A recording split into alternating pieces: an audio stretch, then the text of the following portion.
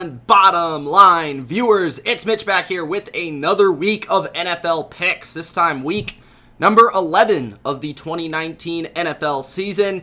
And this is the time of season where I really believe we separate the contenders from the pretenders. We had an epic game on Monday Night Football. We had some really good games in week number 10, but really, we're getting near the end of November into December football. We're right in the middle of November right now, and it's really shaping up to be that time of the year where we're going to see who separates themselves as playoff teams and as teams that are not quite those playoff teams. I think this week is being slept on for a lot of really great matchups across the NFL this week. I think a lot of them that not necessarily are really what you would think would be an epic matchup or something that will go down as a game of the year. But I think some matchups that are maybe between a lower team in the NFL versus one of the teams that people consider a contender that I think could completely change the way that we look at these teams, change the division standings, change the playoff seedings. I think there are a lot of good, even divisional games that I think are interesting. But of course, it's headlined by Deshaun Watson versus Lamar Jackson, two of the MVP candidates so far this season. That's one of the big games this week. The Super Bowl rematch of just a couple of seasons ago between the Eagles and the Patriots. And then on Monday Night Football, I think there's a great matchup of the Chargers and the Chiefs. So I think the NFL is giving us a really nice schedule. And I think this week is really the week where it starts to escalate and we see those really great matchups coming up that are going to dictate playoff seedings and how these teams finish the season. So, all right. If you guys haven't already, Gronk spike the like button. Subscribe to The Bottom Line View for more NFL videos just like this. Weekly NFL picks. 1 or 2 streams a week here on The Bottom Line View on Sunday or Monday. And then make sure that you comment your opinion. Let me know in the comment section who you're picking this week. What's your bet of the week? What's your 3 bets of the week? What game do you think's most fascinating? What matchup are you looking forward to the most? Let me know in the comment section below. Looking at last week, week number 10, I think you have to say that that was the most difficult week of the season from a pick perspective, and certainly it was for me. I was awful. I was 4-9? 4-9, both straight up and versus the spread. By far my worst week this season. It was completely awful, and I do not want to replicate that. I'm hoping to bounce back this week in week 11. I'm hoping that I get maybe a little bit luckier, so I studied a little bit more this week to hopefully get back on track in the win column. But man, that was a lot of upsets, a lot of wacky finishes, a lot of wacky games that nobody really saw coming. Like, who saw Atlanta beating New Orleans last week? Like, I don't think anybody. So there were a lot of upsets that I just hope don't happen this week. And actually, I will say that I have picked a couple upsets this week that hopefully can get me back on track. I think we're seeing that upsets are more likely at this time of the year as some teams are a little bit more injured than others. Teams have more tape on others. I think matchups in terms of what teams are good at and bad at are coming more into play now as more tape is out there. And coaching advantages are really being shown right now in terms of those upsets. And I think we saw in week 10 that definitely is the case. So let's get into week 11. And let's start it off with, I think, a really good game this week and one of those divisional matchups that I said, at the beginning, this is one of those games that I think a lot of people will sleep on, but I think is going to be a really good game and also has a really big impact on the AFC and the AFC North as a whole. Pittsburgh Steelers, Cleveland Browns. The Browns are favored in this game at home. They are -3, and the Browns have been favored quite often this season despite their lackluster record. They were also favored versus Buffalo. They did end up winning that game just slightly, but they won that game nonetheless. The Steelers are on a 4-game winning streak. The Browns, they've completely changed their identity from an offensive perspective. If you watched them last week, they got a big-time player back. They got a playmaker back. That's Kareem Hunt. For the first time this season, we were able to see Kareem Hunt and Chubb on the field at the same time, and the Browns weren't shy at utilizing both of them on the field at the same time. We'll see if that happens versus the Steelers. I would like to think so because the Browns were effective in doing so versus the Bills, a good defense. I would think that they would do the same versus the Steelers. The Steelers, they are very good at stopping the run, which is where the Browns have been most effective offensively. They also have been able to bully some teams up front and be able to run the ball in specific matchups. I think specifically to a game versus the Colts just 2 weeks ago, where the Steelers really won that game because of their ability to run the football and dictate the pace. Now, they don't have a great passing game, but when they're able to run the ball, it sets up what they do with Rudolph and the rest of their passing attack. Cleveland ranks 27th versus the run this season, and although they're not very good versus the run, they can run the ball offensively. Like I said, I think the thing that the Browns do best is probably on either side of the ball is run the ball, and that's with Chubb, that's with Hunt. So if the Steelers are going to win this game, I think they're going to have to win it up front. They are going into Cleveland. They're not playing at home. I think they're going to need to get that pass rush after Baker Mayfield, and they're going to need to run the football and really dominate in that area of the game to win and pull off this upset, according to Vegas. I think, obviously, we're going to have a little bit more momentum, a little bit more confidence from Cleveland's point of view after a big win versus Buffalo. I think if they would have lost that game going into this one, it would have been a little bit different. I think maybe they're down on their luck. They realize they're probably not going to make the playoffs. But now I still think that they do feel like they have that outside chance of making the playoffs, and it's been said in Cleveland's organization that they're still trying to fight for that spot. James Conner did practice fully on Tuesday, so it looks like he's going to play this week. That would be a huge addition to the Steelers' backfield and rushing attack, as they weren't able to run the ball last week, even versus the Rams, but they still ended up winning that game. The Browns have ruled out Olivier Vernon, one of their top defensive players, and Joe Hayden is questionable for this game for the Steelers, which would be big because Odell Beckham Jr. is looking to go off one of these weeks, and this could be the week. Can Cleveland finally find a way to get the ball to Odell Beckham Jr.? He's faced some of the best passing defenses in the league, whether that was Buffalo or New England or some of these teams, Denver, he's played recently. Now he gets to play a team like Pittsburgh, and their defense is playing very well, but I would not put their secondary in the same conversation as New England or Buffalo or even Denver. So Odell maybe has a chance, especially, like I said, if Joe Hayden is not out there, to have one of his better games of the season.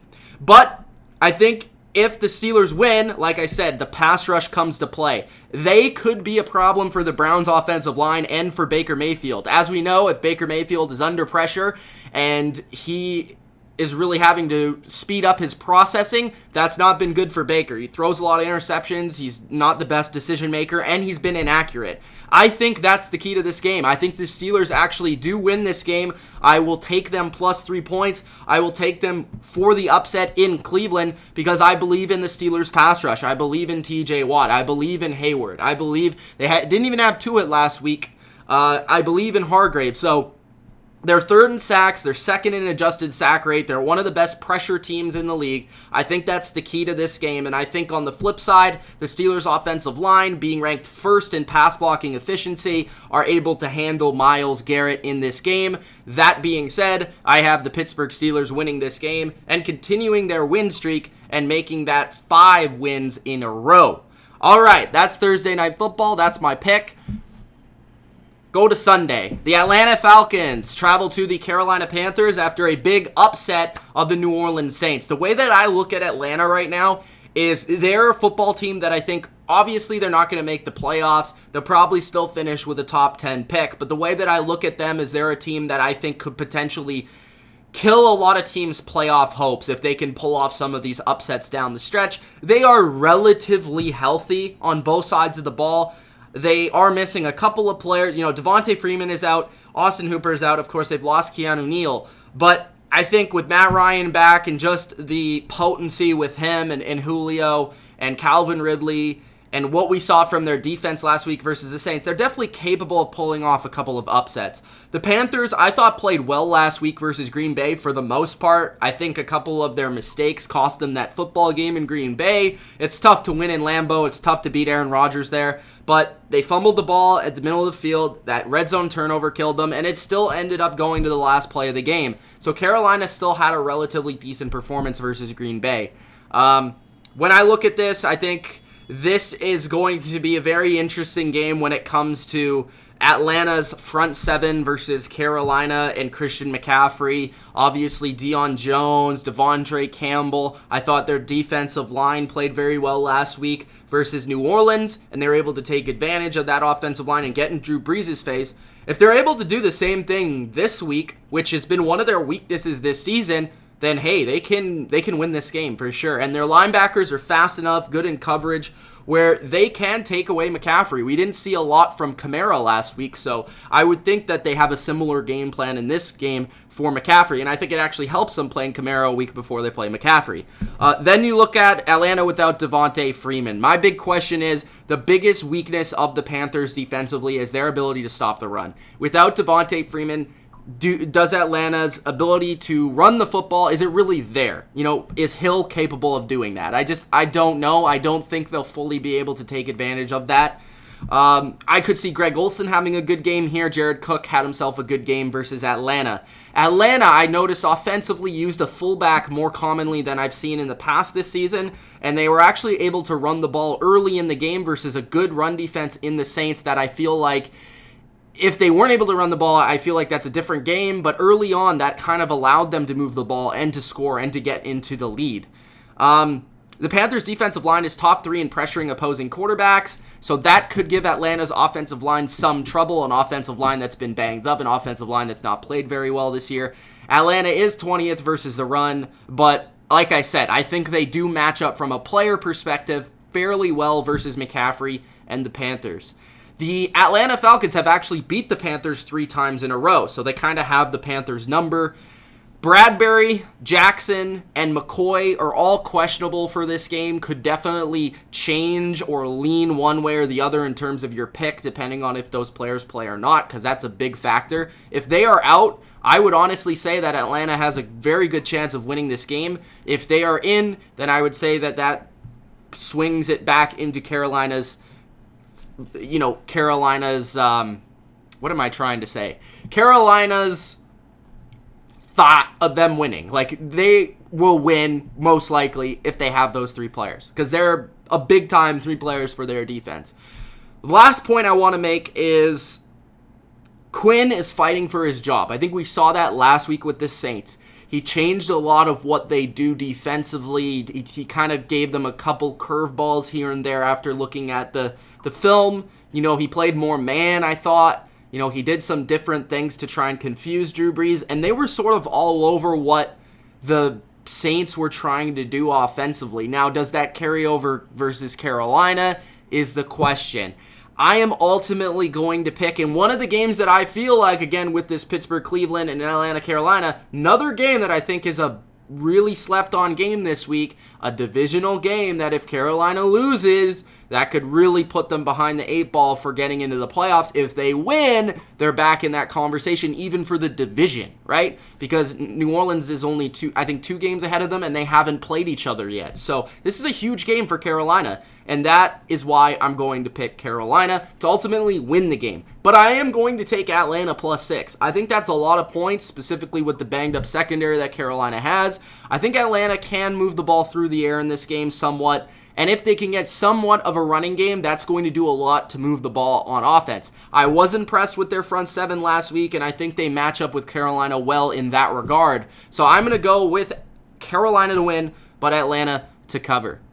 My third game is the Dallas Cowboys at the Detroit Lions. This game currently does not have a spread because I think the status of Matt Stafford is keeping it from being given a spread. So there's no spread yet, and it definitely depends on if Matt Stafford plays or not. When I looked at last week, I think that the Lions win that game if Matt Stafford's in the lineup versus the Bears. They really struggled to move the ball, and if they don't have Stafford in this game, they are done. They're not going to win this game 100%. When you look at it, though, the Cowboys are an interesting team. You could definitely make the argument that the Cowboys are an overrated team, and maybe the most overrated team. They've beat 5 teams with a 12 wins combined. So like 12 wins out of their 5 wins, if that makes sense. So the 5 teams they've beaten only have 12 wins combined. So the Cowboys definitely are a team that have beat up on some weak opponents, and they've lost to the teams that are better. Now, Detroit is kind of in the middle of the NFL. They're good. They're decent, I would say. They're decent. They're not good. They're not bad. They have a good quarterback. They have a pretty decent passing offense. They can't really run the ball much. Their defense has struggled pretty much everywhere, especially recently. So this is on Stafford. If Stafford plays, they have a shot to make it interesting. If Dallas is playing Driscoll, then no shot for Detroit. Detroit's defense has been miserable, but again, I think they win that game versus Chicago if they have Stafford. Dak Prescott had one of his best games versus the Vikings like I've seen in his entire career, honestly. I thought he was on point. He was extending plays. He was making up for some of the pass protection. He was making up for a lack of a running game. I thought Amari Cooper, again, was a stud. Ezekiel Elliott needs to up his game. Needs to get better. Is this the game that he really breaks out? He needs something for his confidence. I want to see him make some big plays in this game. Ultimately, Stafford or not, I'm going to assume Stafford plays just for the sake of it. I'm going to go with Dallas. I think really what it comes down to is that Dallas has more to fight for, and also Dallas' defense is better than Detroit's. And Dallas has a better pass rush. Dallas, I think, is probably going back and looking at the Vikings game like, we had a chance to win. What do we need to fix going forward to win? And they also need to consider that they are in a position where they need to win their division. They need to win these games that they're better than the teams that they're playing. And that's also been the thing with Dallas this year. When they're better than a team on paper, they win that game. But when it's relatively close, they've lost. So ultimately, if you're seeing that trend, I think you have to go with Dallas. But if Stafford plays, I do think that game will be very entertaining. All right, one more game, then we'll get to the comments, guys. If you haven't already, Gronk, spike the like button. Also, comment your opinion on some of these games, your scores, anything that you think that interesting about those games that I maybe have not brought up. Jacksonville at Indianapolis. Indy is -3. Jacksonville is getting back their quarterback. Of course, Gardner Minshew has been playing in place of Nick Foles. The Super Bowl MVP is back for Jacksonville. Jacoby Brissett is probably also playing for Indy, who did not play last week in a disappointing loss to Miami. Now, I think if they have Jacoby, just like the Lions, I think if they have Jacoby, they win that game versus Miami, and we're not really worried about the Colts. This is a must-win game for both teams. I think Jacksonville, a lot of people are kind of keeping them out of the conversation as a wild card team, but they are still in the conversation. Their schedule isn't overly difficult, and if they can win some of these divisional games, they'll be right in the race to get to the wild card. And I do think Nick Foles is an upgrade over Minshew, ultimately, but we just don't know what he fully looks like in this offense because we really didn't get to see much of him. He got hurt in the first half of the game versus the Chiefs. This is a huge game for both teams. If the Colts lose this game, I ultimately would say that their season, in terms of being a playoff team, is over. If the Colts win this game, I feel like they're, boom, right back in the conversation for beating the Texans for the division. When you look at some of the injuries, I think that's going to dictate ultimately who wins. Wilson and Desir at corner are questionable. They have not played the last couple of weeks. T.Y. Hilton is likely not going to be playing in this game, and Doyle is also questionable. For the Jags, Robinson and Linder on the offensive line are questionable, and Campbell is also questionable, although I will say Campbell has been questionable quite often this season, but has found a way to get on the field. D.D. Westbrook, who hasn't played the last couple games, is probable, so that would help Foles and the receiving group. He is their number 2 guy behind Chark, and I think that just gives them 3 receivers now, with Connolly going back to the 3rd spot, where it's pretty dangerous when they do have those 3 guys in the game. I'm going to go with the Jaguars. They are the underdog in this game. They are on the road, but I actually think that getting Nick Foles back gives them a boost. I think when you look at this game, Jacksonville will be able to run a little bit in this game with Leonard Fournette, and if they have Dede back, which he's probable, they have 3 receivers that I think could take advantage of a lackluster secondary, especially if Desir and Wilson are not out on the field, and I would give the coaching advantage to the Colts, so maybe they're able to scheme and find out a way to beat the Jags, and they have been a little bit better at home this season, but I don't think they have the offensive weapons to really take it to Jacksonville. Jacksonville's still a pretty good defense. They're 4th in sacks in the NFL right now. That's going to be a fascinating matchup up front between the Colts offensive line and the Jags defensive line, and that may decide the game. But I think Jacksonville can do a better job of stopping the run. I think Jacksonville has a slightly more talented defense, and I think Jacksonville is just going to be a little bit more explosive offensively. I just don't see the Colts without Hilton. Their passing game is very, very... It's just not explosive. It's just not popping for me. It's just not dangerous, really. It's a lot of short stuff, and maybe that's the same way that the Texans moved the ball versus Jacksonville. That's the way that the Colts do it as well. And maybe Brissett makes a couple plays, but when you're really comparing it to Foles and Brissett, I think it's about the same. I think they're both in the same category. And I think the team surrounding Foles right now is a little bit better, a little bit healthier than the Colts. And when you're missing your best offensive playmaker, as we've seen, the Colts offense just really hasn't been the same. So I am going to go with Jacksonville. So I picked a couple upsets already. All right, let's get to the comment section. Hope you guys are enjoying the pick so far.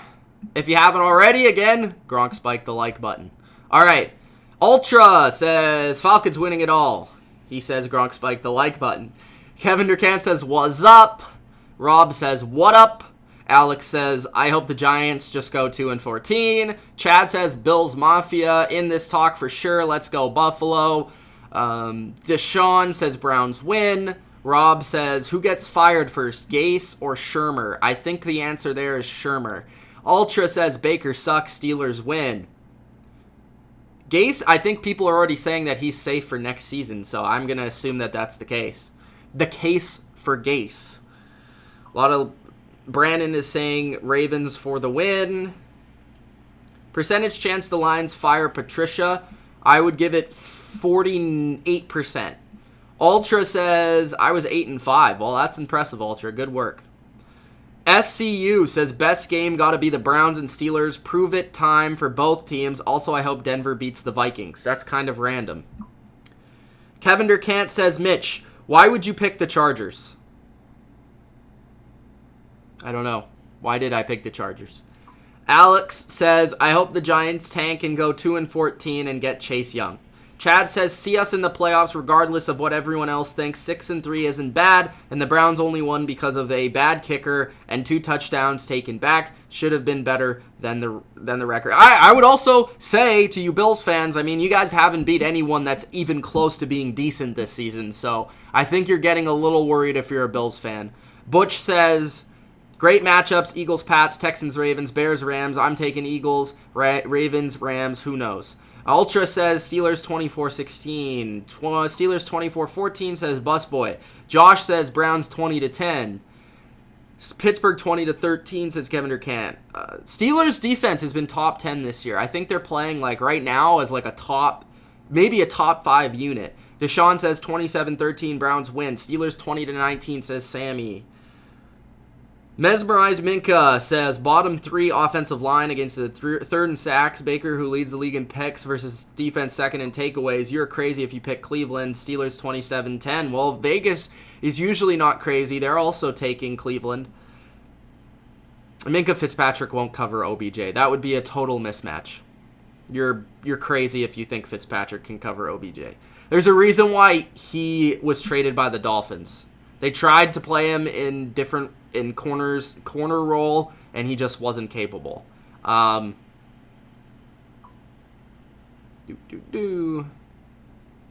Saints are better than the Falcons. Saints just had a bad game, bro. Chill, says Jacob. Yeah, they had a bad game, and I do think they're better, obviously, but they lost the game, so I have to be honest on the analysis. Jacob says Saints are going to the Super Bowl versus the Pats. Ultra says, you guys are underestimating how good the Falcons have been against their division in the last 4 years. All right.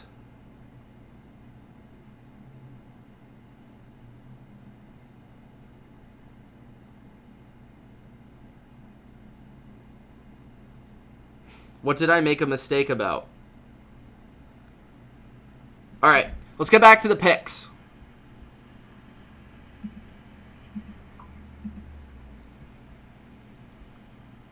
Broncos at Vikings. Or wait, did I pick Buffalo, Miami yet? Buffalo, Miami. All right, Buffalo, Miami. Okay, so Buffalo Bills at the Miami Dolphins. Want to give a huge shout out to the man, Brian Flores, who's been coaching his absolute butt off with, I would say, the least talented roster in the NFL. And now he has 2 wins back to back. Him, his entire coaching staff, credit them for doing a good job over the past few weeks. And Ryan Fitzpatrick, who's giving a little Fitz magic to this roster. The Buffalo Bills, they lost versus the Browns. They are getting into that territory where you're becoming a little bit worried about their chances for the playoffs. And I would say this is an absolute must-win for the Buffalo Bills because they're getting in uh-oh territory. I would say the Dolphins, they are going to be playing the role of spoiler potentially, the same way that I talked about Atlanta. Can the Dolphins take advantage of the run defense of the Bills? I think that ultimately is what the game comes down to. That is the biggest thing in this game. Because the teams that have been able to beat the Bills, the Eagles specifically, and the Browns have been able to run the ball. And that's when you can really win the game. I also think the Bills need to find somewhat of a groove on offense. And Miami's defense has played better as of late. I think this game's going to be close for most of it. I think the Bills, though, are just the more talented team on both sides of the ball. And I think they find a way to pull this one out. 6 points, though, is very interesting. I could see this game being within 6 points. I want to say Buffalo, though. I think Miami, 2 wins in a row, I think they might come down to earth a little bit. And if Buffalo's able to force a pick or 2 on Fitzpatrick, and if the Bills are able to move the ball a little bit better, which I think they will versus this team, as opposed to some of their opponents in the past couple of weeks, then they can cover this spread. I just don't think Miami has the offensive line or the rushing attack to be able to fully take advantage of Buffalo's weakness on defense. So I think Buffalo wins this game, but I would not be shocked whatsoever if Miami makes this close because, man, like I said, coaching has done a good job, and really their team is playing with a lot of heart. So got to give them credit, but I just think that must win. That attitude is there for Buffalo this week. Next, Denver at Minnesota. Minnesota is minus 10.5 in this game. The Broncos, they're 1-3 on the road this season. Minnesota is 4-0 at home. In all 4 of those games, Minnesota has won by 2 scores. And this is a minus 10.5. Of course, Joe Flacco is out. Jawan James is also out for the Broncos. Callahan, of course, has been out. Flacco, of course, out. Parks, out. Chubb, IR. DeMarcus Walker, questionable. For the Vikings, Thielen is doubtful in this game. Waynes is probable. Klein is questionable. Sirens in the background telling me that Minnesota's team is going to go off this week. Minnesota is, I think, just going to dominate this game. I think really where we've seen teams take advantage of the Broncos has been with a rushing attack. And I think Minnesota has maybe, it's in the top 3 definitely, but maybe the best from a running back perspective with Dalvin Cook in the entire NFL. And I think they'll be able to run the ball on the Broncos. That will set up Kirk Cousins without Adam Thielen even to be able to pass the ball on this secondary. So Minnesota's just so much better at home. They're like a really, really good team at home. Honestly, I think they probably go 8-0 at home this season. And their defense just plays a lot better there. They get after the quarterback. Without Jawan James, this is one of the worst offensive lines in football as it is. They're 4th worst to be exact in pass blocking efficiency. I just don't see Brandon Allen being able to do much here. Trey Waynes is potentially back in the lineup, which will help the corner play of the Vikings. I think the Vikings just will dominate this game, and I'm becoming a big fan of the Vikings this season. I think the Vikings are legitimately, if they can continue to pick up these victories, and honestly, if they can win the NFC North, I think they're a legitimate threat in the NFC. I think they need to win games like this, and they need to win them handily for them to ultimately, show that they're a true contender. But I think that's what they do here. And like I said, every game at home that they've played, they've won by 2 scores. I don't mind, the 10.5 points when they've proven that they can beat better teams at home by more than that. So I'll take the Vikings to dominate this game on both sides of the football. Next, we have the New Orleans Saints at the Tampa Bay Buccaneers. This, to me, is one of the games of the week, actually. I think this is a fascinating matchup. This game is far more interesting than I think people are giving it credit for. New Orleans just lost to Atlanta. They're looking for a bounce-back performance. But the thing that I look at here is that Atlanta, a team that just beat the Saints, is very, very similar to Tampa Bay in their roster, in their makeup. And the way I look at this is that Tampa Bay, wow, the cops outside, it's crazy outside right now. Maybe that's upset alert sirens, I don't know. But potentially here in this game, I think this game is going to be really good, really good. So when I look at it, Tampa Bay, their linebackers very fast, just like Atlanta. They're able to play very good zone coverage underneath and take away the underneath passes. Where they've really been beat is that their corners stink. They can't cover over the top. They can't cover the deep ball. They can't cover the big play.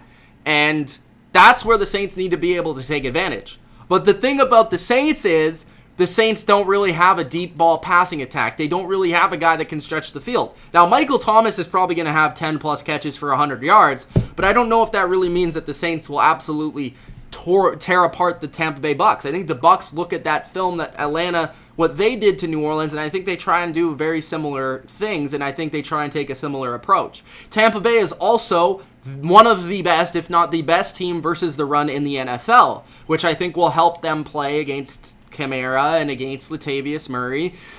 Pete, he could be out in this game. He was injured, he left the game, and once he left that game, we saw Grady Jarrett dominated. While the Bucs, their pass rush is pretty underrated. They have Shaq Barrett, and they have Pierre Paul, who's come back and played like a beast. They have Ndamukong Suh in the inside, and I think they can not only stop the run, but if they can ultimately get after Drew Brees as well, then this game becomes really, really intriguing. And when you look at the first matchup, I think it was 31-24 for New Orleans. It was a close game throughout, but New Orleans pulled it out at home. Teddy Bridgewater played in that game, but Teddy Bridgewater played really, really well. He played his best game. He threw for 4 touchdowns versus Tampa Bay. Can Drew Brees really play better than 4 touchdowns? As good as Drew Brees is, how much better can he be than what Teddy was in that game? I don't know. Tampa Bay has also split with New Orleans 2 of the last 4 matchups. So they're 50-50 in their last 4 games versus each other. Tampa Bay, I think this game's fascinating because, Ryan, he was able to scramble versus New Orleans for a couple of big first downs. I think Winston can do the same thing. Marshawn Lattimore is out in this game. You have Mike Evans, who was a non-factor because Marshawn Lattimore took him out of the game last time. This is if Mike Evans is able to get it going, who's going to cover him if Lattimore's not there? Robinson is also questionable. This is a bad matchup for New Orleans. Do I think Tampa Bay is a better team? No. But do I think this is a bad matchup for New Orleans? Certainly, especially on the road. So I'm going to take Tampa Bay. I think it's upset alert. Why not? Why not? Let's go Tampa Bay in this one. I'm going to take the 5.5, and I think, New Orleans is going to be PO'd. They're going to play angry, and whatever. If New Orleans wins, most people expect them to win, and honestly, I still expect them to win, but just the way that I'm looking at it, I feel like everything is telling me that this game is rather going to go down to the absolute wire, or Tampa Bay is going to win. Tampa Bay has played New Orleans very, very well over the years. They've basically, if Tampa Bay can play a little bit better defensively, they have a chance to win. Because I think they're going to move the ball. I think they're going to move the ball through the air, especially without Lattimore. And we have not seen this defense without Lattimore. And he, like I say, without that shutdown corner, completely changes your defense. If you take Gilmore away from New England, it changes their defense. If you take Ramsey, look at what Ramsey has done with the Rams. He's made them a lot better in terms of their defense and their secondary. So I'm going to take the Bucs. Why not? Let's have fun. Let's do it. Okay, next we have the Jets at the Washington Redskins. The Redskins are -1.5 in this game. I don't quite understand it, though. This is why I'm picking the Jets. The Jets, they just beat the Giants, by the way, who I thought the Giants were definitely a better team, but I guess I was wrong. The Jets held Saquon Barkley to 1 yard last week on 13 carries. The Jets have quietly been the second best team versus the run in the NFL. They actually are the best defensive line in the NFL in adjusted line yards, which means that their point of attack from a defensive line is the best in the league versus the run. What does Washington like to do? Run the football. They have Darius Geis, who's probably going to be back in this game, along with Adrian Peterson, which makes me believe that they're going to try and run it even more, which is in the strength of the Jets defense. You need to be able to pass, and pass efficiently versus the Jets to be able to take advantage of their defense, and I just don't know if Haskins can do that. McLaurin should have a big game when they do pass, but I just don't see, other than him, where they're going to pass the ball, who they really have to pass the ball to. Jamal Adams is the best safety in the league for my money. You look at the Jets, their offense clicked versus the Giants, which I feel like the Giants and the Redskins defenses very similar in both their scheme and their talent. They're good up front, but weak in the secondary. I think Darnold can play a better game than Haskins. I think Darnold can continue to connect with Jamison Crowder. Demaryius Thomas played a good game last week. If they can just score, I think 24, they win this game. So I'm going to go with the Jets to win in Washington, and even though the Jets are on the road, they are the underdog here. I think they match up well with Washington, and like I said, I think the key to me is I don't think the Redskins are going to be able to be efficient running the ball, and that will ultimately put the Redskins on the short stick of winning this game. So I'm going to take the Jets. Also, the Washington Redskins are not smart enough as a coaching staff to recognize to throw the ball early in this game. They're going to try and pound it against a brick wall, and that's not going to happen. For many, the game of the week, the Houston Texans at the Baltimore Ravens. I still don't know who I'm picking in this game, honestly, and this might be a stream for me. I might actually do 2 streams. I'm for sure doing the Eagles and Patriots. I might also do this game. A lot of it depends on if I can get a guest to come on for this stream or to help me out, because I don't want to be able to do 2 streams back to back without having another person on there, because I'm going to be dead tired. But I think this game is going to be very, very, very good. So the Texans are coming off of a bye. The Ravens are at home, which is a big factor for, I believe, why they beat the Patriots. Their home field advantage is extremely underrated in Baltimore, and a lot of people don't recognize how loud that stadium gets when it's in a big game and when the fans are rowdy. The Texans, they just claimed Hargraves from the Bucs off of waivers. I don't know if he'll play or not, but they're trying to add something to their deficiency at corner. He is not very good. I've never been a fan of his, but they're just trying to add a little bit of depth to that position and maybe coach him up. I don't know. But their corner position is already bad, so it doesn't really hurt them to add another player. Watson versus Lamar is the key here, obviously. This is 2 of the top 5 players in the MVP conversation. You could argue maybe even the 2 of the top 3. Houston is very good versus the run, and obviously the Ravens, they're the best team running the football, but it's different when you play Lamar Jackson, as the Patriots found out.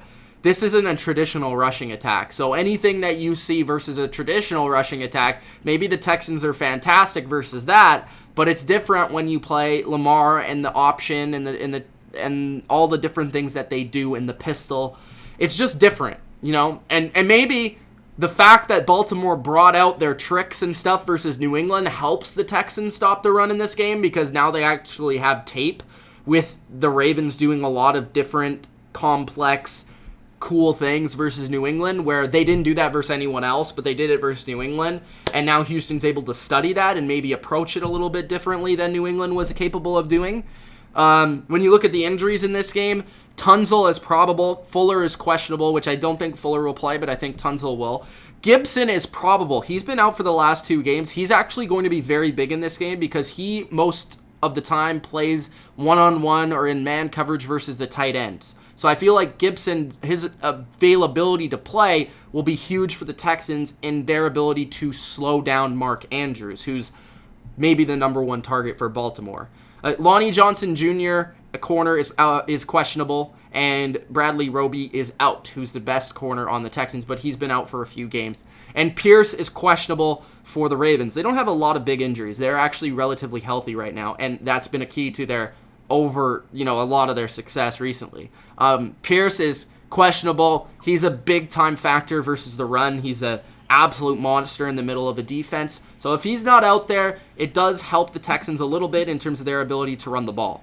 Now, this game is going to be intriguing because, like I said, if the Texans are able to stop the run the way they have been able to all year, it then forces Lamar to make big plays against the Texans secondary, which I think he's capable of because I don't think the Texans secondary is very good. But a lot of teams have just not been able to slow down Lamar in the running game, so it hasn't even mattered.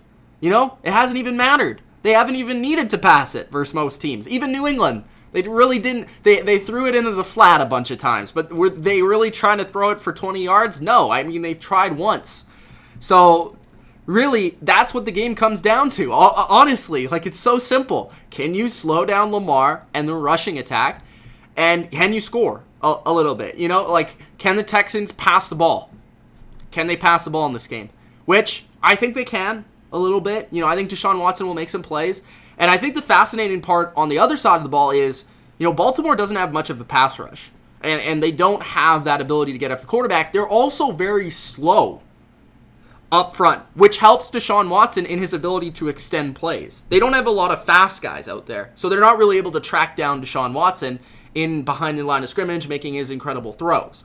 But a Humphrey versus Hopkins matchup is going to be awesome. If Will Fuller plays, that changes things. And then Kenny Stills versus whoever they put versus him, whether that's Peters or Jimmy Smith, I think that's a very interesting matchup as well.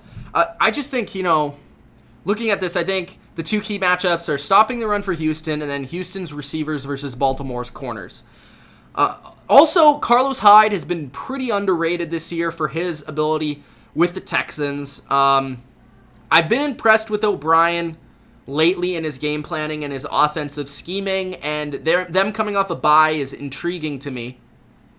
Mixon was actually able to run the ball decently last week versus the Ravens, which a lot of teams have struggled to do so. I think this game's going to be very close. I think it's going to be within a touchdown.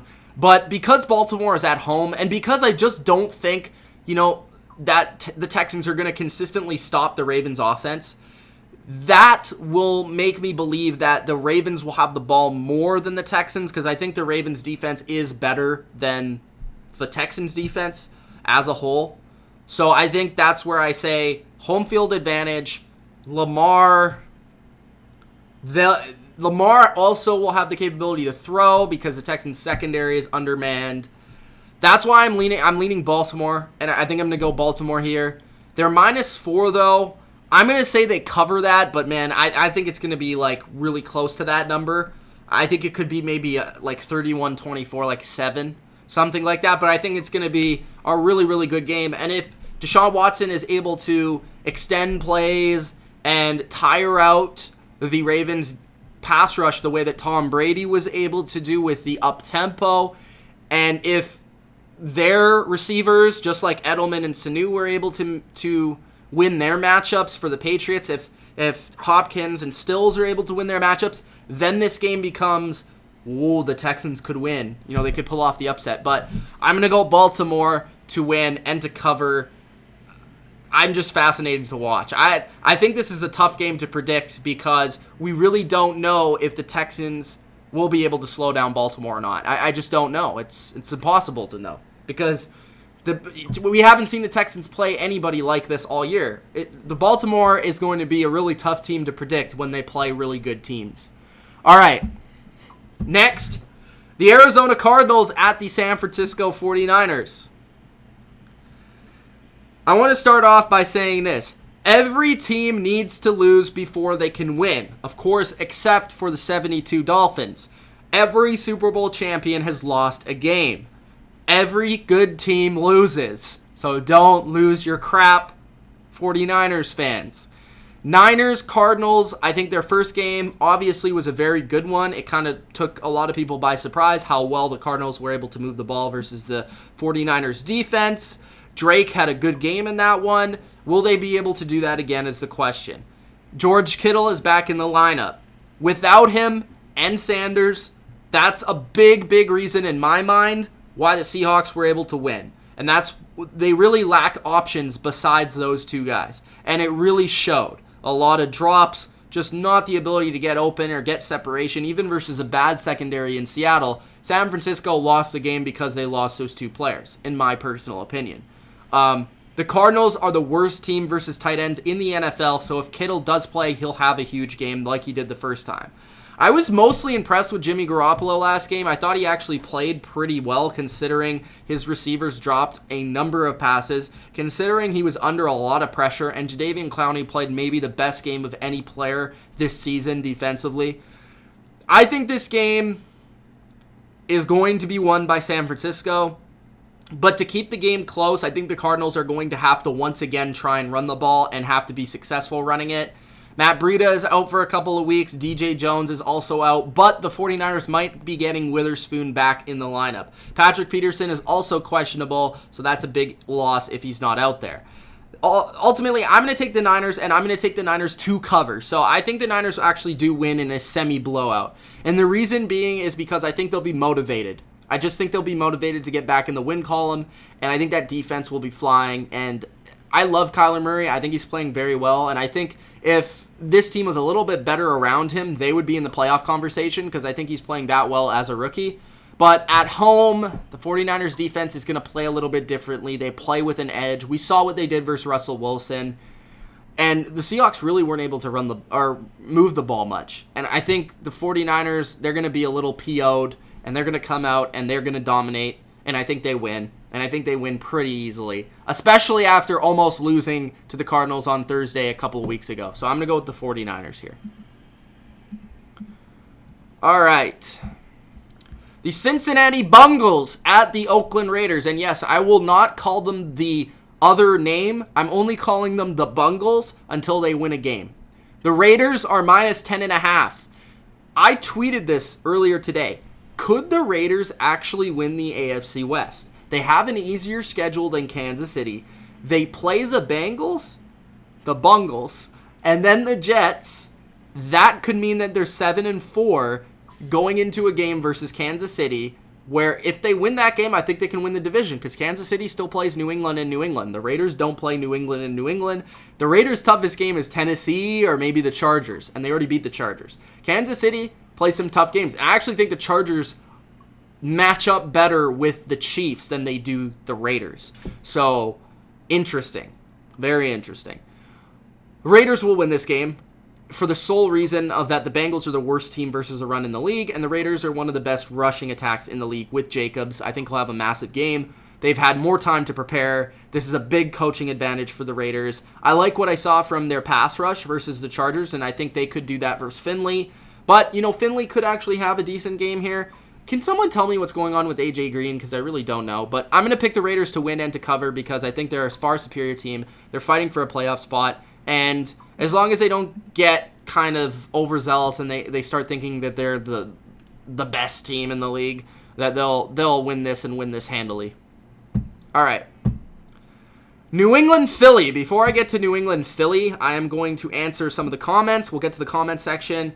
And then I'll go to New England, Philly, and finish off the picks, and then get back to the comments. All right.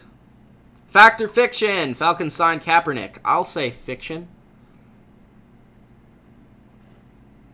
Brandon says, talk about the player the Ravens just picked up from the Broncos. No idea who you're talking about, to be honest. You'd have to tell me who they picked up. Ultra says, why would they pick Kaepernick up? And I would definitely say Kaepernick is still better than Matt Schaub. I'm sorry, Ultra.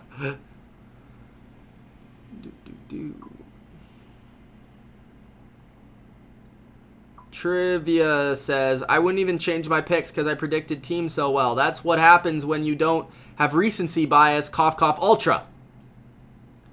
Ultra says, Mitch, the same could be said about the Pats. They have beaten nobodies. Yeah, well, that Steelers victory is looking a little bit better now. But also it's the Patriots, so I don't think that even really comes into the conversation. Alex says, what did he say? Have you done Houston versus Baltimore yet? I hope you caught it, Alex. If not, just check it out after.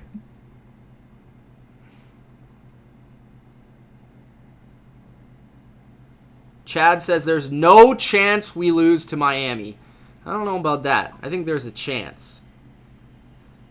Minnesota, everyone's predicting Minnesota to beat the Broncos pretty handily here.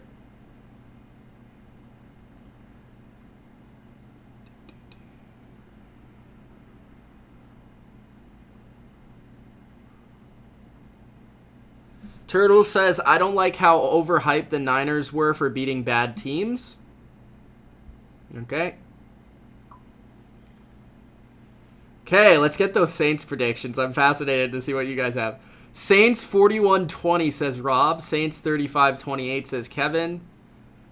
Trivia says Bucks usually win in Tampa Bay. Only reason I'm going Tampa Bay. Okay, somebody's on my side.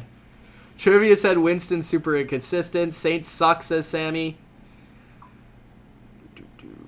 Turtle says, could be a blowout if New Orleans goes up early. Evil Duck says Winston's going to throw 3 picks. Saints 27-14. Definitely could happen. Ultra says, I think the Saints win 27-23. Brandon says, bro, you got to get a job doing football reporting. You're the truth. Thank you, Brandon. Appreciate it. What have I done, says Robot. Turtle says he needs to take Cowherd's job. Saints, a lot of people are saying 28-3, trying to bug Ultra, I'm assuming. Graham says, I'd love to see Tampa win. I have the Saints 23-10 in a rather boring game. What I know about these games is they are not boring. I will say that much. Saints and Bucks, those games are good, usually. Kevin Urcan says, Mitch, it's messing with your head. Hey, why not? Like, this is just for fun. It's not like money's on the line. Why not? I think it's a good matchup. I think the Bucks match up well. All right, Redskins. A lot of people picking the Redskins in a low-scoring game. Turtle says Crowder revenge game, 23-6. It's definitely a Crowder revenge game. Bennett has the Jets. Robot picks the Jets. Ravens 38-35. Ravens 30-27. Please stream the Ravens. I'll watch, says Brandon. Texans, oh boy, yeah, 30-29. Who are you, Toby Maguire? Graham has the Texans pulling off this game 27-24, but he hopes that they keep pace with New England. Brandon's betting $100 on this game to anyone that wants to bet. He says Ravens 35-17. Joel says, yo, remember me. What's up, Joel? You were on the stream this weekend. Hopkins hasn't been great this year, but he's still good. Niners 28-24, says Kevin Durkant. Niners 34-20, are still a contender, says Ultra. 28-20, 49ers, says Robot. 26-24, Kittle is out, says Turtle. I don't know what's going on with Sanders, though. Okay. All right, let's go to the Patriots game. Yay! Patriots minus 3.5 at the Philadelphia Eagles. Are the Patriots treating this game as a Super Bowl revenge game? My answer is I think so, because the way they're talking. Bill Belichick answered a question of if he looks back at that game as something that they can look at and scheme towards, and he says definitely there's some things that carry over. Tom Brady was saying that he hasn't gotten over the loss on a radio show. Daron Harmon said that was a heartbreaking loss in an interview as well. So obviously that loss is still in their mind. Obviously they want to revenge that game, and there's a lot of carryover from both rosters. So you better believe that there's somewhat of that in this game. And I think the Patriots are specifically defensively going to be approaching this as a revenge game, because the defense, if you remember, for the Patriots played absolutely awful. Also, the Patriots defense did not have a lot of the players they have now, in terms of a lot of them were hurt in that game, actually. Specifically, Jonathan Jones. They did not have Dante Hightower. They did not have a lot of the key players they have now. Jamie Collins in the secondary, as well, like J.C. Jackson, Jason McCourty. They did not have then. So there's a little bit of carryover, but like guys for like Gilmore and stuff like that. But I don't think there's a ton of carryover. But I do feel like there's somewhat of that revenge, and being that we were embarrassed at the Super Bowl for some of them, and I think that will carry over to the rest of the unit. Also, they were embarrassed versus the Ravens, to be honest. So I feel like the Patriots defense this week is going to be very, very motivated to have a good performance. And that stuff does matter a little bit in the NFL. Now, looking at the matchups, I think from that side of the football, I think the number one thing you have to do versus the Eagles is take away Zach Ertz. So my question is, will they have Stephon Gilmore cover Zach Ertz? I think they will on third down. But I think when it comes to first and second down, they'll have a plan for him, maybe double team him or something like that. Alshon Jeffrey is actually questionable in this game, and also Bradham for the Eagles are questionable, and they did not participate in today's practice. The Eagles did sign Jordan Matthews, so that makes you wonder, is Alshon Jeffrey going to play or is he not? And maybe he's not going to play. Jordan Howard and Peters were questionable, but they returned to practice. For the Patriots, they didn't have many injuries. N'Keal Harry was out there. We'll have to see if he plays this week for the first time this season. Isaiah Wynn is not back till next week, for those of you wondering. And yeah, like guys like Patrick Chung, who didn't play versus Baltimore, I think they're going to probably be in the lineup this week. But yeah, when I'm looking at these matchups, I think you could see Gilmore a bit on Ertz, because even Belichick said like he treats him as a slot receiver.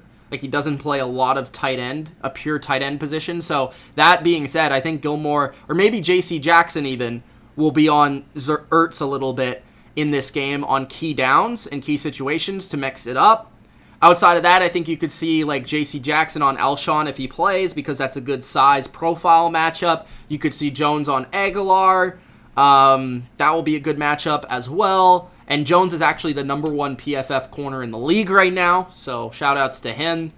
And from the other side, I think it's going to be very interesting to see, from the passing game perspective, how do the Eagles slow down Edelman? Because I really don't think they have an answer for him in this game from a pure one-on-one matchup standpoint. So I think they're going to have to double him a lot, or just like put a guy on him and put a zone in the area. They're going to have to try a lot of things, because like, the Ravens put Humphrey on him last week, and Edelman still went off. Like, he had over 100 yards. So Edelman's an issue for a lot of teams in the league, but the Eagles' secondary is their biggest weakness, which I think that's going to be a big-time advantage for the Patriots. Also, Sanu. Like, I think Edelman's quickness gives them a little bit more of an advantage and, like, a tougher matchup for the Eagles. But I think Sanu is also going to have a pretty good game in this one, because the Eagles don't have, like, a corner that can really play one-on-one like that, like the Patriots do. I think, though, if the Eagles win and want to pull off the upset, they need to run the ball efficiently, and they need to get a pass rush on Brady. I think the big factors here are their offensive line in the run game, and Jordan Howard and Miles Sanders, but also Brandon Graham. Brandon Graham was the one that stripped Brady at the end of the game last in the Super Bowl.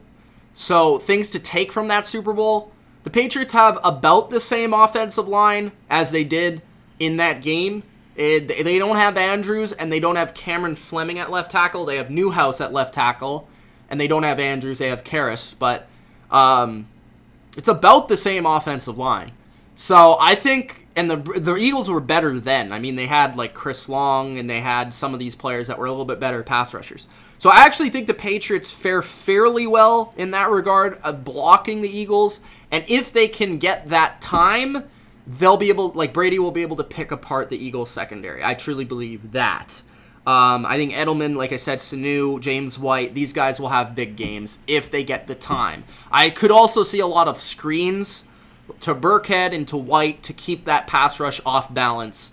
But yeah, I think the guy to be concerned about if you're a Patriots fan is Brandon Graham. How are they blocking him when he's lined up inside and outside? And if Newhouse is having to take him, do they chip him with like a tight end or a back?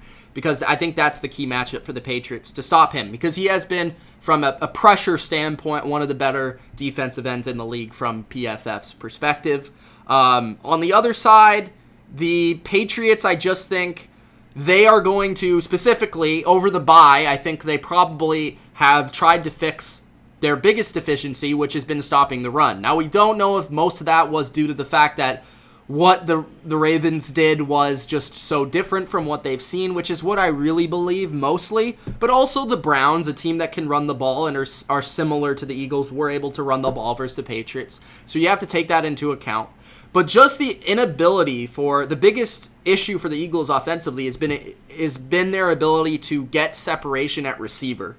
And I don't think playing this secondary that the Eagles will really have a lot of success with Carson Wentz dropping back and throwing a lot. So they're going to need to run the ball. And if they're not successful running the ball, I think it's game, set, match for the Patriots.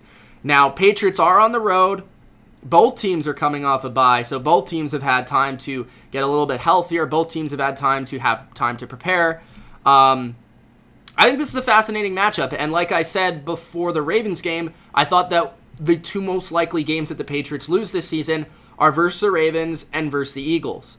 But now that the Patriots lost to the Ravens and that they're really truly pissed off going into the bye, I think they're going to win this game. And I actually think they're going to have a really good... I'm going to have a bold statement. I think this is going to be the best game that the Patriots have had offensively since week 1 versus the Steelers. I think Tom Brady is going to have a really good game. I think they are going to be able to pass the ball very effectively in this game, and I think they're going to score 30 points. Now, on the defensive side of the ball, I think, like I said earlier, I think their defense is going to be... This is going to be somewhat of a revenge game, and they're going to have an edge going into this game, and they're going to be angry from what happened versus Baltimore.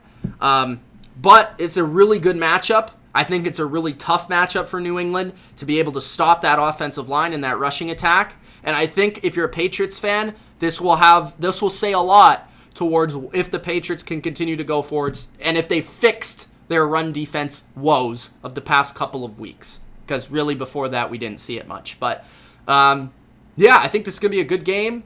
But I just think the Patriots will be too much. I think they win 30 to, I'm going to say 30 to 17, but they get a late touchdown. I think it will be 24-17 going into like the fourth quarter. And then I think the Patriots, maybe they add another touchdown to like 31-17. I think the Patriots just come out and they win this game. I like a lot of the matchups from a one-on-one perspective in this game. And really the only thing that I really am looking at in terms of favoring the Eagles is maybe their offensive line's ability to run. But I don't think that's really truly enough for me to say that the Eagles can pull off the upset. So I'm going to say the Patriots win and they cover. But I think if you're an Eagles fan, you go into this game and you see, even if you lose, how well do the Eagles play? You know, are they really close in this game? Does it come down to the last drive? Because if so, I think you're looking at a team that could win their division still. I mean, this is a big game for both teams, I think. I think this is the biggest game you could get for a team that only has one loss in New England, and this is a big game for Philadelphia because they could potentially, you know, they're going toe-to-toe with Dallas right now. So it's really who finishes the season stronger. I'm going to go with New England. I think they have a bounce-back performance here, and they have a strong performance. And like I said in my top 10 video, I need to stand by what I said. This is the time of the year where New England starts to play their best football. So I think this starts now after the bye week. Chicago at the Rams. Rams are -7 in this game. This game, I really don't know what's going to happen. The Rams' offense has been awful, but so has Chicago's. I'm picking the Rams, but I'm not overly confident in them winning by 7 points. I think the Rams' defense is actually pretty good right now, and they played very well versus the run versus Pittsburgh, and they covered well as well. I think Trubisky's going to struggle. It's hard. I don't know if this is going to be within 7, though. I think Chicago's defense is going to play the Rams well as well, because they did last year. The Rams were way better offense last year, and the Rams really don't have much of a run game. They don't have Brandon Cooks to stretch the field. I think Khalil Mack could dominate this game, and that pass rush could dominate this game for the Bears, because the Rams' offensive line isn't very good, and we saw what Pittsburgh's defensive line was able to do. I think the Rams win. I just don't know if it's going to be by 7 or not. I think it's going to be, maybe, I'll say that they cover, because I just don't have enough faith in Chicago. I can't pick Chicago. I think a lot of people are going to look at that game. They beat Detroit, but it was without Matt Stafford, and Stafford's played like a arguably top 5 quarterback this year, and when you take that away from them, they're not a very good team. So I'm going to go with the Rams. I really don't have much in terms of analysis, other than the fact that I don't like either offense, and I think this is going to come down to defensive football. But I like McVay a little bit more. I like his offense a little bit more to get things done. So I'm going to take the Rams, but I don't know. I don't know. I wouldn't bet on this game either. Kansas City, Monday Night Football. I didn't even bring up the graphic for that. I was too excited to get to it, obviously. So yeah, I'm picking the Rams both ways. Maybe I'd switch my pick on the spread, but I'm just going to take the Rams. Monday Night Football. Kansas City at the Chargers. Kansas City is -3.5 in this game. This game, I think, is one of the best games of the week as well. This is another game that's a divisional game where I think these teams know each other very well, where I think it's going to be a very good game. I think this game is also going to be a lot like last year's games where it was a shootout in both of them. The Chargers, they have the ability to, if they can run the ball versus the Chiefs, which the Titans were able to do, they can win. They can pull off the upset. They're at home. This is not an Arrowhead, so it's a different story. And if they're able to run the ball with Gordon and Eckler, and they're able to keep the pressure of the pass rushers off balance and off of Phillip Rivers, then Rivers can also have success. I believe Eckler and Hunter Henry will also have big games versus these linebackers and safeties. And yeah, I think it really comes down to that matchup of the Chargers running the ball versus the Chiefs' ability to stop the run. So even that being said, I don't know if that completely rules out the Chiefs from winning the game. What I've noticed with Phillip Rivers is he gets himself in trouble because he doesn't have the arm strength he used to have. A lot of his interceptions are because of his anticipation being wrong.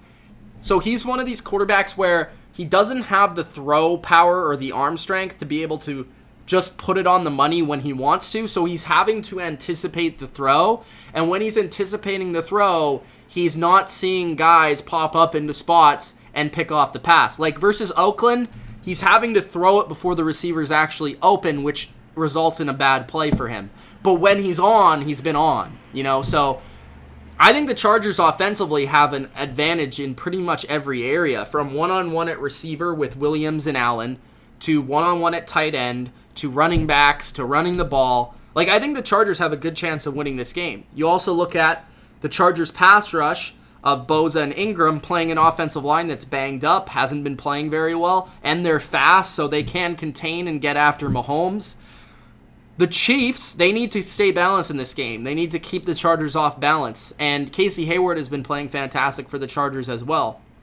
I think the Chiefs will find a way to win this game, but I'm not 100% sure. And because I'm not 100% sure, I'm really only going with the Chiefs because of Tyreek Hill and Patrick Mahomes and their ability to score in a split second, and because the Chargers just continue to find ways to beat themselves.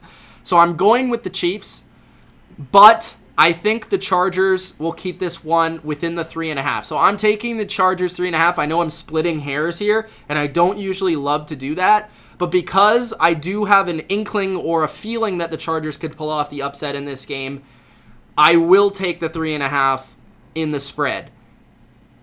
Now, I will say this to people saying, well, the Chargers couldn't beat the Raiders. What makes you think they could beat the Chiefs? Two things. The Raiders are much better versus the run, and the Raiders have a much better offensive line, which does two things. Keeps Bosa and Ingram off their quarterback and allows them to run the ball. The Chiefs can't really run the ball, and the Chiefs are not as good at pass blocking. So, really, it's pass rush of Chargers versus Mahomes, run game of Gordon and Eckler versus the Chiefs. And we've seen the game plan is there. Run the ball. Keep Mahomes off the field. And make them execute in the red zone. And the Titans were able to do that. The question is, can the Chargers? I just don't have 100% faith that they won't screw it up like they have many times this year. So I'm going with the Chiefs. But it's a good matchup. Very good matchup. Very fascinating. All right.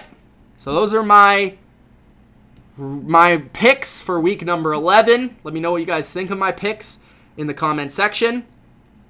Let's get back to the comments for the last time in this video, and then I'll say goodbye. All right.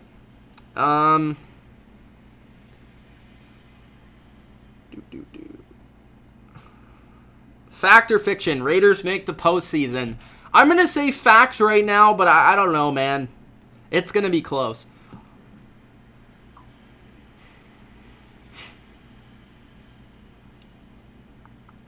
Rob says Pats 42-10. Wow. I would love that if that happened.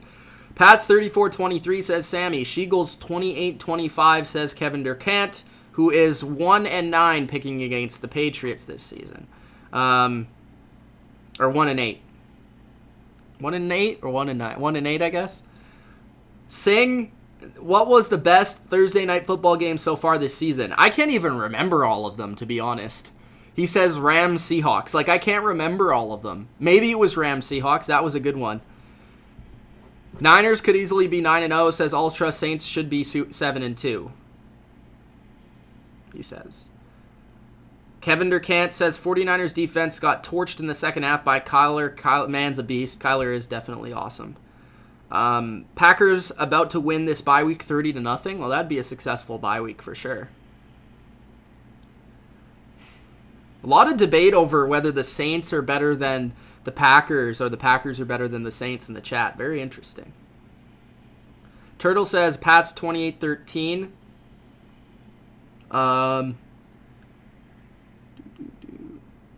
Bailey, Maher, Prater. I'd probably go with Maher. Kyle Allen or Carr. I also have CMC. I'd probably go with Carr. Betting big on the Patriots, says John. Nasi says, yo, Mitch. What's up, man? Rob says, Jimmy G needs receivers that can actually catch the football. Kevin Urquhart says, Ertz will go off again. We'll see. Usually the Patriots, what they do better than anything is even when their defense sucks, they take away the thing that you do best. But obviously that wasn't the case versus the Ravens, but usually in the passing game, it's pretty much undeniable that they do that. Bigsby is Rams D or Vikings D. Ooh. I'm